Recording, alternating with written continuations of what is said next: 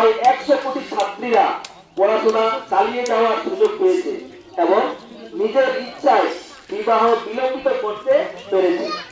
রূপশ্রী প্রকল্প 22.2 লক্ষ কন্যার বিবাহের আর্থিক বোঝা লাঘব করেছে। লক্ষ্মী ভান্ডার 2.21 কোটি মহিলাকে নিজস্ব আয় ও মর্যাদার সঙ্গে স্বনির্ভর করেছে।